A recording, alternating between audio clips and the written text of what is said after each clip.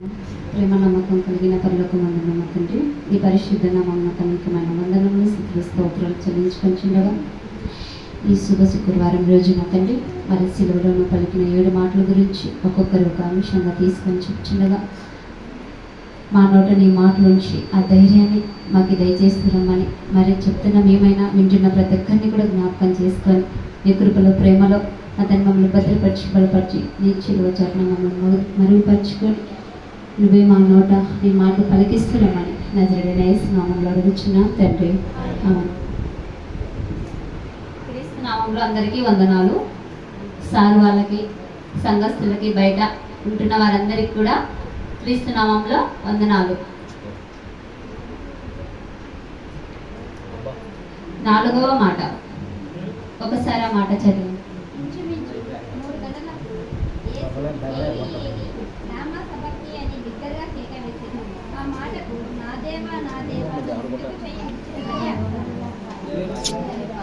ఏంటంటే 4వ మాట, అటు ఇటు అస్సలు చూడొద్దు. చెప్తున్న మాటలు లోకానుసరమైన మాటలు కాదు, దేవుని మాటలు కాబట్టి భయం కలిగి వినండి. చెప్తున్న మేమైనా ఇక్కడ నిలబడి చెప్పే ప్రతి ఒక్కరు ఎవరైనా వారెంతో కష్టపడి ప్రార్థనతో ఎంతో శ్రమతో దేవుని దగ్గర అడిగి మరి ఇక్కడ చెప్పడానికి నిలబడుతుంటారు. అప్పటికప్పుడుకి నిలబడి చెప్పడం మాటలు ఇవి లోకానుసరమైన మాటలు అయితే కాదు. చెప్తున్నా మేము ఎంతో భయం కలిగి ఉంటాం లోపల, అవునా కదా? దేవుని మాటలు చెప్పాలంటే అంత సులువా? ఎవ్వరికి సాధ్యం కాదు. కాబట్టి చెప్తున్న 2 మాటలైనా మీరు ఏం చేయాలంట, జాగ్రత్తగా వినండి.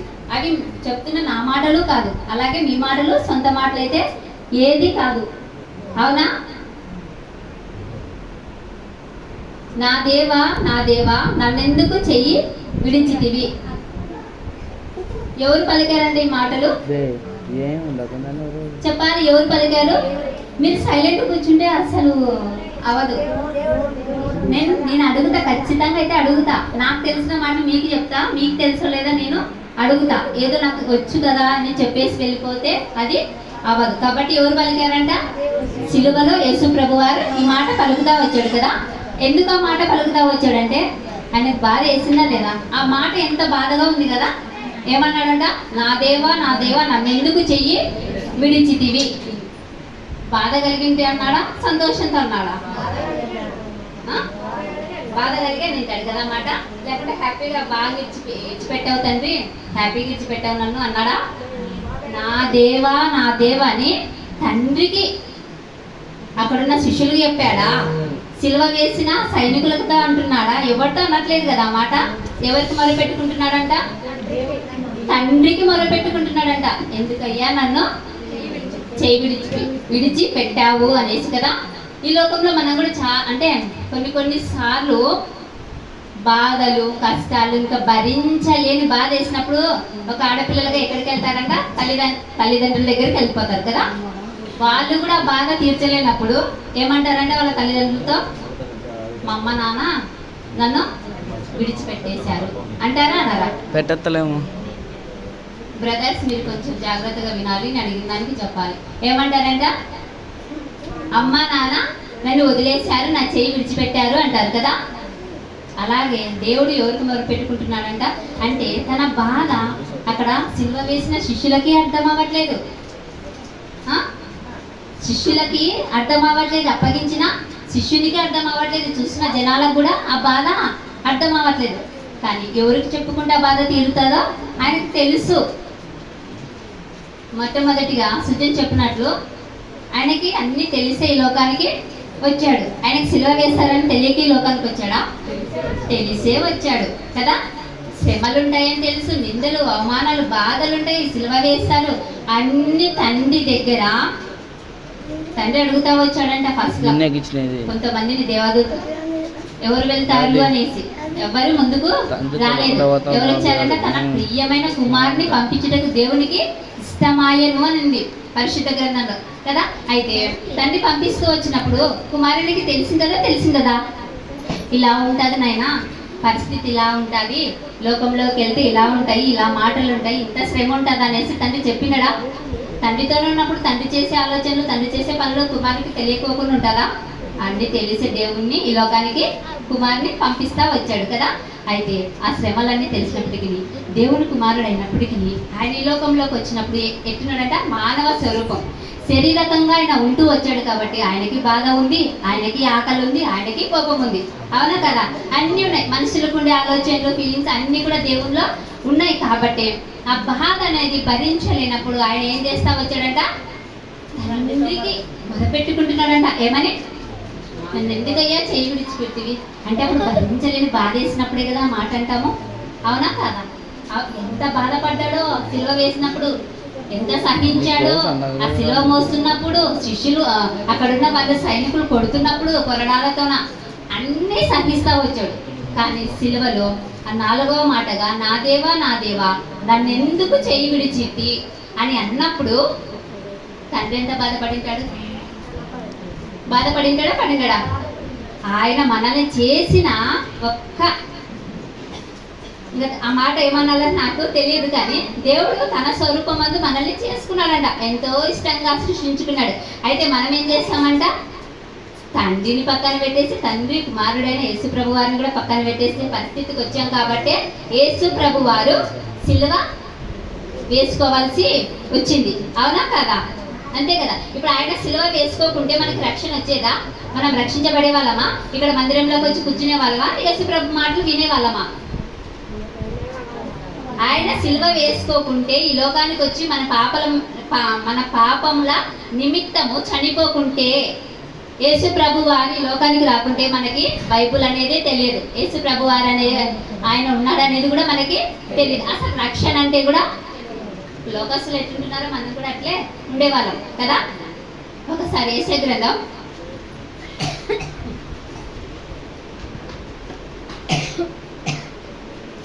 53వ అధ్యాయం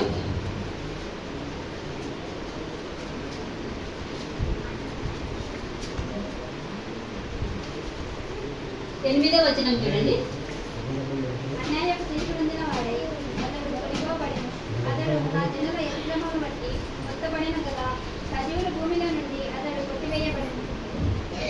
ఏమనుందంటే అక్కడ అన్యాయపు తీర్పు నొందాడంట.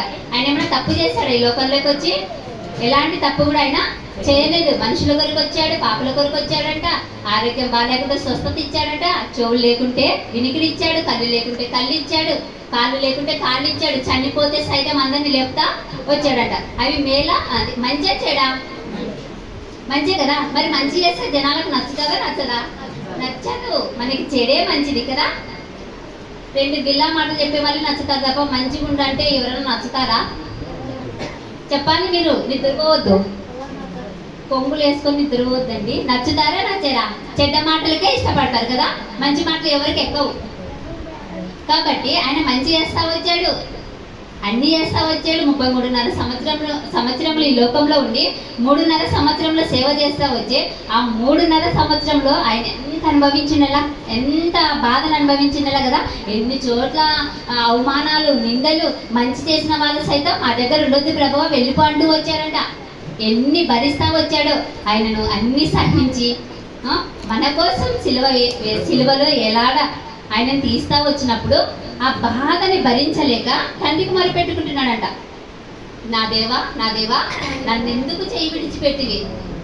బాధని భరించలేనప్పుడు మనమైనా అంతే కదా. లోకస్తులుగా మనమే అంత బాధపడుతుంటాం. ఎన్నోసార్లు దేవుణ్ణి తిట్టుకుంటాం, కన్న తల్లిదండ్రులను తిట్టమంట. మనకి దొరికాడు కదా ఉచితంగా. అయినా నేను యేసు ప్రభు బిడ్డలమా అని చెప్పుకుంటుంటాం కదా చాలా మంది. బైబుల్కి వెళ్తాము, అదే బైబుల్ తీసుకొని చర్చికి వెళ్తాము. అవునా కదా? ఎవరిని తిట్టుకుంటుంటామంటే మనము మనకు శ్రమ తెచ్చిపెట్టిన వాళ్ళని, కష్టాలు తెచ్చిపెట్టిన వాళ్ళని తిట్టుకోమంట. ఎవరిని తిట్టుకుంటామంట? సంతోషంగా ఉన్నప్పుడు దేవుడు మనకి ఎట్లా గుర్తురాడు? ఎప్పుడంటే మనకి గుర్తొచ్చేది బాధలో ఉన్నప్పుడే. అప్పుడైనా ఆయన దగ్గరికి వెళ్ళి మొరపెట్టుకుంటామా? ఏంది ప్రభు ఈ పరిస్థితి అంటే అది ఉండదు, దూషించడమే ఉంటది కదా. ఎందుకు ఇలా చేసావు, నాకేనా అంటామా అన్నమా? అసలు ఇలా ఎవ్వరు దేవుడిని దూషించిన ఒక్క రోజు కూడా లేదా? చెప్పండి ఒకసారి. నాకు ఎందుకు ప్రభు ఇన్ని కష్టాలు, నాకే పెట్టాలనా, నేనే దొరికానా నీకు అన్నట్టు ఎవ్వరు అనలేదా? నేను అంత నిజాయితీగా ప్రార్థన చేసుకుంటున్నామా? గట్టి చెప్పండి. అన్నారు కదా.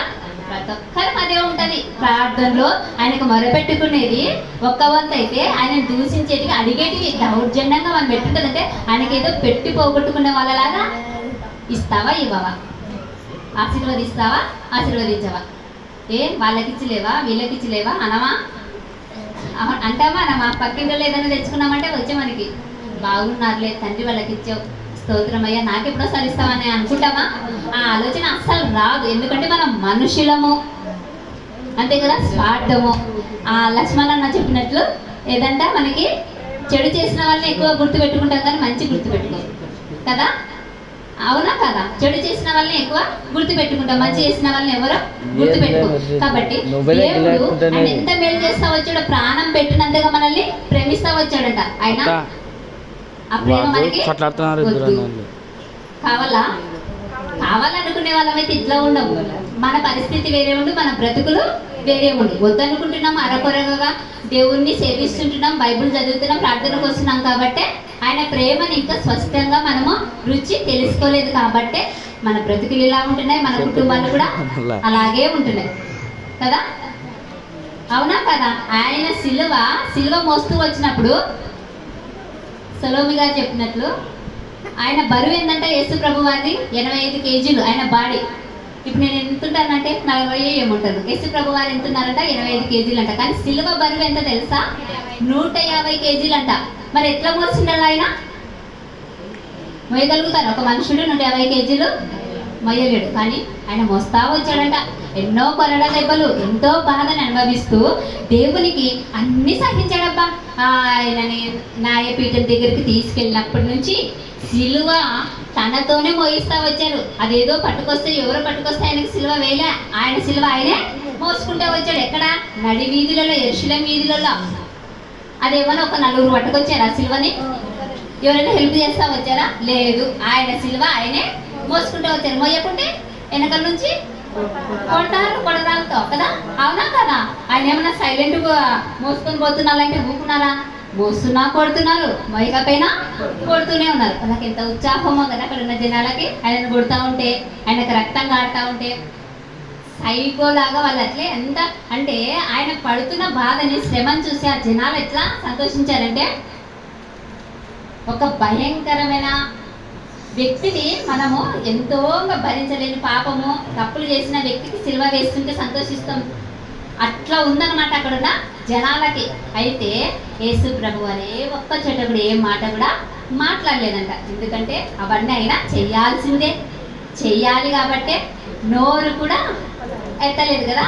మనం పొద్దున పాట పాడుకుంటూ వచ్చాము, సిలువలో సాగింది అనే పాట కదా. ఆ పాట ఇంతకు ముందుకు చిన్నాన్న పాట వచ్చేవాడు. ఆ పాట కూడా ఇట్లా ఉందనేది చిన్నాన్న ద్వారా తెలుసు, ప్రచారం చిన్నాన్న ద్వారానే. అయితే చిన్నాన్న వాడేటప్పుడు నిజంగా ఎవరికి ఎట్లా అనిపించేదో నాకు తెలియదు, కానీ నోరు తెరవలేదాయే ప్రేమ అనే ఆ మాట ఉంటుంది కదా, ఖచ్చితంగా ఏడుపు వస్తుంది. ఎన్ని చేసినా, ఉమ్మినా, పిడిగుతులతో గుద్దినా, తన్నినా కూడా నోరు తెరిచాడు ఆయన కదా. నోరు తెరవలేదే ప్రేమ, బదులైనా చెప్పలేదు. చెప్పాడు ఆయన ఏమన్నా? కొడుతుంటే నన్ను కొట్టొద్దండి అన్నాడా? నిజం చెప్తున్నా, చిన్న నా స్వరంతో పాడితే ఆ పాట ఎట్లాంటి వాళ్ళైనా ఎడవలసిందే. అలాంటి దేవుడు సిలువలో పలికిన మాట ఏంటంట, అన్ని సహించాడు. ఎన్నోసార్లు ఆయనకి తల వాల్చుకోవడానికి కూడా స్థలం లేని పరిస్థితులు ఎన్నో భరించాడు కదా. పగలలా సేవ చేసేవాడు, రాత్రి అయితే ప్రార్థన చేసేవాడు. ఎక్కడ ఆయనకు రెస్ట్, ఎక్కడ ఆయన సేద తీర్చుకుంటూ వచ్చాడు? ఎక్కడైనా ఖాళీగా ఉన్నట్లుందా? ఎక్కడ లేదు. రాత్రంతా ప్రార్థన, పగలంతా పరిచర్య. ఎవరైనా పెట్టారా లేదా, తిన్నారా, ఉన్నారా అని కూడా ఆయన అడిగిన వాళ్ళు కూడా లేరు, అస్సలు లేరు. కానీ ఇన్ని సహించిన వాడు ఈ సిలువలో ఈ మాట ఎందుకంటూ వచ్చాడంటే, నా దేవా నన్ను ఎందుకు చెయ్యి విడిచితివి అంటే, అప్పుడు శరీరకంగా ఆయన ఒక మనుషుడుగా ఈ లోకానికి వచ్చాడు కాబట్టి భరించలేని బాధ ఆయనకు అనిపించింది కాబట్టి ఆ మాట సిలువలో పలుకుతా వచ్చాడు. అవునా కదా? ఎందుకయ్యా నన్ను విడిచిపెట్టావన్నప్పుడు కుమారుడు ఎంత బాధగా మొరిపెట్టుకోండలా, ఆ మాట విన్న తండ్రి ఎంత బాధపడిందలా, ఒక్క మనల్ని చేసుకున్న పాపానికి. అవునా కదా? అసలు మనమే లేకుంటే, మనం అనే వాళ్ళమే లేకుంటే అసలు ఇది ఏది ఉండేది కాదు. ఆయన స్వరూపం మందు మనం కావాలనుకున్నాడు, చేసుకున్నాడు. అది ఎక్కడెక్కడి నుంచో దారి తీసి ఎక్కడికో వచ్చేసింది. ఇక పాపం అనేది వచ్చేసింది కాబట్టి ఆయన సిలువకి అప్పగించుకోవాల్సి వచ్చింది. కాబట్టి నేనేమంటానంటే ఆయన భరించిన బాధ ఈ దినాలలో కానీ అప్పుడు సిలువ వేసిన ఆ దినాలలో కానీ ఎవరైనా గుర్తించారా? ఈయనకి ఎందుకు సిలువ వేస్తా వచ్చారు, ఈయన ఎందుకు సిలువని మోస్తా వస్తున్నాడు, ఈయన సిలువ శిక్ష ఎందుకు ఈయనకు వచ్చిందనే ఆలోచన అప్పట్లో ఎవరికి లేదు.